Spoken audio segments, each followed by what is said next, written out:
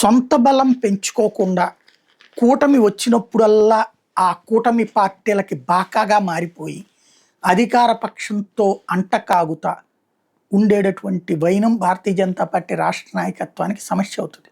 ఒకసారి ఆలోచించుకోవాలి. ఒక చంద్రబాబు గారికి సంబంధించినటువంటి బిల్ ఇష్యూను, ఒక అమరావతిదో లేకపోతే ఒక మావిగన్ను ఇట్లాంటిది వచ్చినప్పుడు ఎన్ని మీమ్స్, ఎంత అటాకింగ్, ఎంత ఇష్యూ నడుస్తుంది రెండు పార్టీల మధ్యన వివాదాలు విభేదాలు. అదే టాపిక్ ఆఫ్ ద టౌన్ అయిపోతుంది, టాక్ ఆఫ్ ద టౌన్ అయిపోతుంది. ఆ స్థాయిలో అటాకింగ్ మోడ్ ఉంటుంది. ఇప్పుడు నిన్న మహిళా రిజర్వేషన్ బిల్లు ఏం ఆంధ్రాకి రాదా? ఆంధ్ర మహిళలకి సీట్లు రావా?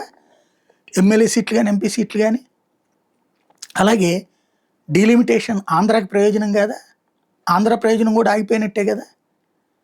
వాళ్ళ సోషల్ మీడియా ప్లాట్ఫారాలు చూడండి, వాళ్ళకి సంబంధించిన అంశంలో లక్షలు కోట్లల్లో వీడియోలు, ఫోటోలు, టీవీలు బాగా అసలు అది ప్రపంచం చచ్చిపోయినట్టు ప్రచారం చేస్తారు.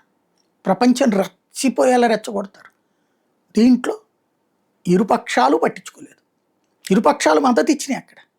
కానీ కాంగ్రెస్ వ్యూహాన్ని తిప్పికొట్టడం కానీ, కాంగ్రెస్ వ్యూహానికి వాళ్ళు చేస్తున్న ప్రచారానికి కానీ కౌంటర్ వేళ్లలో ఎంత శాతం ఇచ్చారో చూడండి. బీజేపీ సోషల్ మీడియాని ప్రోత్సహించకపోయినా సోషల్ మీడియాకి సంబంధించినటువంటి వాళ్ళ కార్యకర్తలు వాళ్ళల్లో ఉండొచ్చు, బట్ మిగతా సోషల్ మీడియాని ప్రోత్సహించకపోయినా వాళ్ళంటే అభిమానం ఉన్న వాళ్ళే హైలైట్ చేశారు. అది ఇక్కడ గుర్తుపెట్టుకోవాల్సింది.